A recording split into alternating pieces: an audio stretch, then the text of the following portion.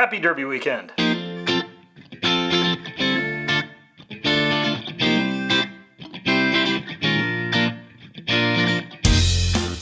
Hello and welcome to Intoxicated Masculinity. If it's Wednesday, we have a cocktail video coming to you. Today, we are just a few days away from the Kentucky Derby, and it has been a long time, and I've been putting off doing the mint julep. The mint julep is probably the most famous cocktail in the state of Kentucky. It is the official cocktail of the Kentucky Derby. It has a ton of history behind it, so I thought it was finally time, with the Derby coming up, I show you how to make your own mint julep. And I'm going to do it actually, well, two different ways, and then we're going to try something else as well. So the way we're going to do this, we're going to do a very, very early version of the mint julep, the first one we have written down currently. And then we're going to do sort of the modern version that if you went to Churchill Downs, you would have that version. All three cocktails, we're going to just make them right in the glass. Again, the third one is going to be something a little bit different. So first of all, what is a julep? A julep, going way back, I think to at least the 15th century, was a phrase that was essentially a concoction of distilled waters, sugars, and medicines. So it's kind of a way of getting somebody to take medicine and making it a bit more palatable. Sometime around the turn of the 19th century, it kind of became a joke to refer to something as a julep when it was actually just an alcoholic beverage. The exact date of this I don't really know, and I wasn't able to nail down. I think it's sometime around the 1790s where somebody saying I'm going to get a julep was a reference to them going to get a drink. The first version we're going to make comes out of Jerry Thomas's Bon Vivant's Guide. And that comes from 1862, and that is sort of the julep that would have been known at that time period. In 1938, the cocktail was adopted by the Kentucky Derby as their official cocktail, and that's where you sort of get this modern version today. So we're going to try both of those. One of them might have an ingredient that will surprise you a little bit about mint julep. But now that we know a little bit about the history, and again, the real specific history of these really isn't written down. Jerry Thomas talks about hearing about a recipe from a ship captain. Going back to the early 19th century. We've seen written reports of something similar to this in the late 1700s. Those juleps were made with rum, actually. But we're going to go with Jerry Thomas because he's sort of the earliest really concrete example of people ordering a mint julep. And we'll move on with the modern version. So let's stop talking about history and start drinking. Alright, so we have some ingredients. You might notice a strange one here when we're talking about the mint julep. One thing, I've got some simple syrup here, and I'll talk about that in a minute, that's got a little bit something special to it. We're going to start off with Jerry Thomas. So Jerry Thomas says that with his mint julep, you're going to start off with, I think this sounds like a lot, but I'm going by the recipe. And also one other thing, I'm going to be adding ice at the end on these. The reason is I kind of want to build them all together, and then we're going to kind of just cool them down all at the same time, so that way one isn't getting diluted more than the others. We are going to start off with a tablespoon of sugar, in this case fine powdered sugar. We are then going to toss in 2 tablespoons of water and several sprigs of fresh mint. So this mint I actually just bought at the store. I do grow mint here, but it's not unfortunately ready yet. And we're going to muddle this together. When you're muddling, you just want to press down. You're not trying to rip these leaves apart. You're just pressing down, just like that. So you feel like they're pretty nicely incorporated. All right. And the final ingredient, confusingly enough for a mint julep, and confusingly enough for today, we're going to use cognac. So this calls for 3 ounces of cognac. This is definitely not a light beverage.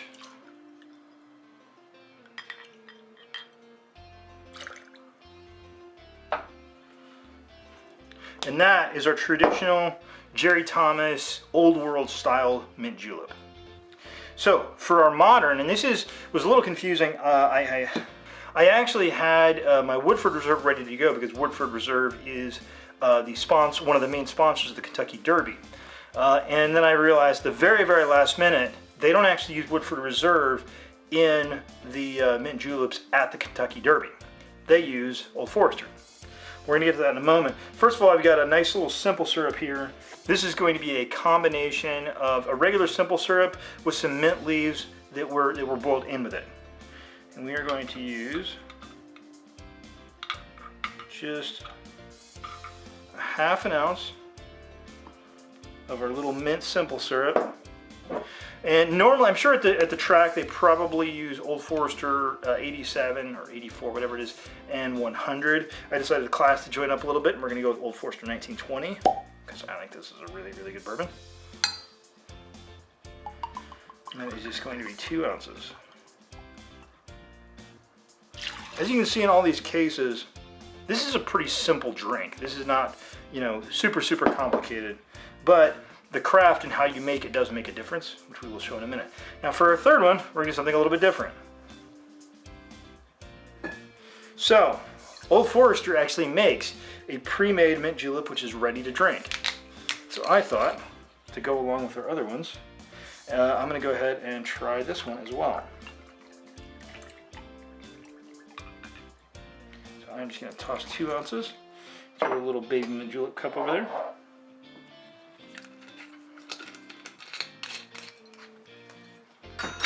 And there we have the 3 mint juleps that we are going to try today. Now, the most important part about a mint julep is it must be cold. And when I say cold, I mean cold, cold. So we're gonna do this by basically topping these glasses off all the way to the top, perhaps even a little bit above, with ice. It is very important these cocktails were cold. This cocktail was made and sort of enjoyed by people at the track. It's a more rich person's cocktail, and back in a lot of these time periods, ice was not easy to come by. So having a nice cold drink on a summer afternoon was not something that would have been common in that period, and sort of showed off what an important person you were. So now let's show off what an important person I am. Okay, we're back and we have our Lewis bag. So this is just a bag you put your ice in, and I have an ice maker that could make crushed ice, but it's much more fun to make it this way. All right, once you have your ice crushed to the required consistency, you're going to go ahead. Actually, first, mint juleps are typically used with a straw. I'm going to put a little straw in each one of these.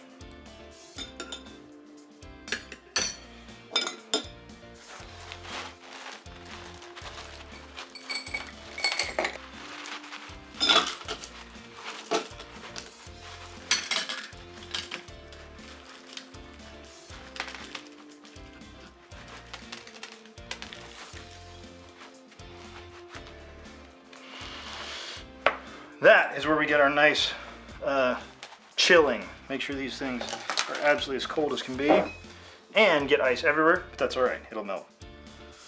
And the final touch, of course, for a mint julep is going to be a little mint sprig for our second.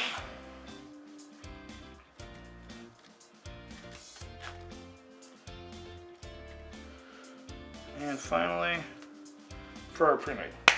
The slabbing is just to express the oils and make you drop the sprigies you picked up, apparently.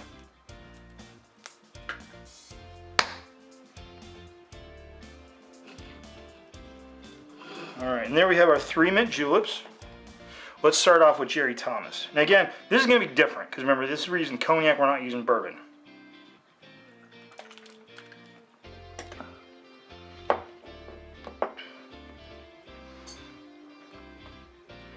It's pretty good. It's not quite as chilled down as I might like. One of my mistakes here, I should have used a little bit bigger of a glass. I didn't. These old mint juleps call for a lot of liquor. This is something you would be sipping on for a long time. Should have used a little bit bigger of a glass here. The flavors are very good. I mean, you're getting cognac and mint and sweetness, which is exactly what you're supposed to be getting. Let's try our modern version.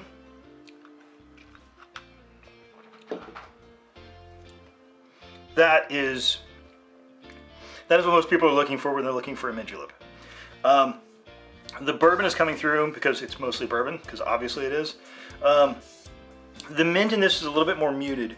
When you make this, it really depends on how you make your simple. In this case, I used about 1 full sprig of mint leaves. And I'm getting the mint, but it isn't overpoweringly mint. I actually kind of like that consistency, to be honest.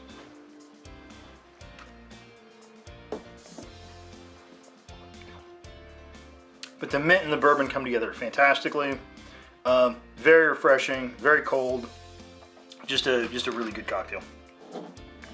You very much feel like you are down on the track when you're sipping something like this. And finally, and I think maybe interestingly enough, our Old Forester Premium. Now this is interesting because this is Old Forester. This is the official bourbon that is used in the Kentucky Derby. So if anybody knows how to make a pre-made mint julep, it's them. Let's see if they did.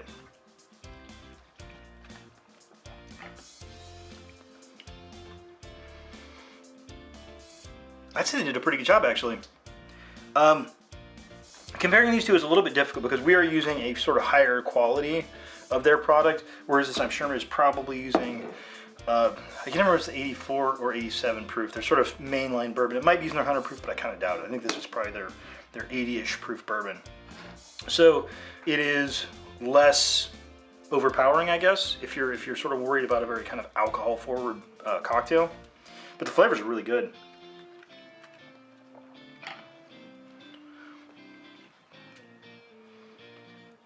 The mint is there. I will say there is maybe just a hint of artificiality in the mint flavor. Not much. It doesn't taste sort of perfectly nice and fresh. But it is like, it's a solid A- to A, something like that. So it's very, very, again, and as far as, if you've watched the channel for a while and seen some of the other pre-made cocktails we've made, you know that an A- is like a grand slam home run in the pre-made cocktail world. I would drink that. And I have not said that about very many of the pre-made cocktails I have had. It's very, very nice. It is sweet. I don't think it's massively over-sweetened. It's probably a little sweeter than I like, but then again, I like very dry cocktails. Let me go back to this one more time.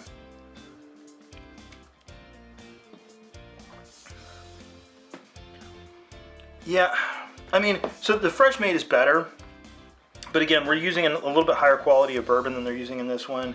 I mean, same company and everything. It's a higher proof. It's not really totally a fair fight between these two.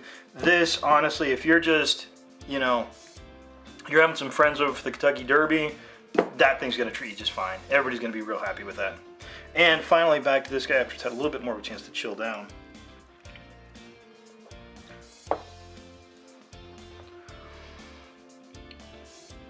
It's really funny. I don't feel like the mint and the cognac are interacting. They're not interacting quite like the bourbon and the mint do. Bourbon and mint just go together really, really well. The flavors are incredibly complementary. It's great. I like cognac. I like mint.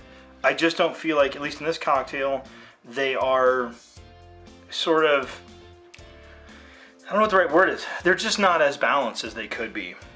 It's not bad. I don't hate it or anything.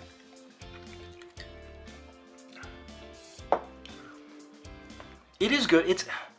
This one comes off as a little bit more herbal, which is kind of strange. I don't know why that is, but it does. It comes off as just a little bit more herbaceous, with a little bit more herbaceousness. This is for the Derby. This is for a garden party with your friends. Like, I think that would work great for that. But yeah, if you're going to the Derby, if you're thinking Derby, I think this is the better cocktail.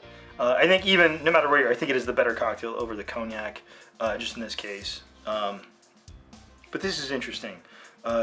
Yeah, very herbal. Actually, the finish is very herbal. I don't know why the mint is coming through much more on the finish on this one. But yeah, on that bombshell, making a fresh cocktail is usually going to be better. But I think, yeah, as far as pre-made cocktails go, that's pretty good. That's pretty darn good. And I don't say that about very many pre-made cocktails. But yeah, so I want to wish everybody a happy Derby. This is the 150th Derby, so it's a real big year. I have not been to the Derby yet. My wife and I are planning on going sometime. We haven't picked a year yet. This probably would have been the year to go at the 150, but it's also probably going to be crazy. As a person who travels to Kentucky very often, if you are not going to the Derby, do not go to Kentucky during the Derby. It is a madhouse. You will not be able to get tours at any distilleries. The hotels will be absolutely insanely expensive. In my experience during the Derby, hotels, if you can find a room, are going to be about 3 times what they normally are. So if you want to go to the Derby, plan early. And if you want to go to Kentucky just to see the distilleries, don't go on Derby weekend because it's on TV and you can just watch it. Yeah, and on that bombshell, I want to thank everybody for watching. Please like, share, and subscribe. Have a good drink and have a good day.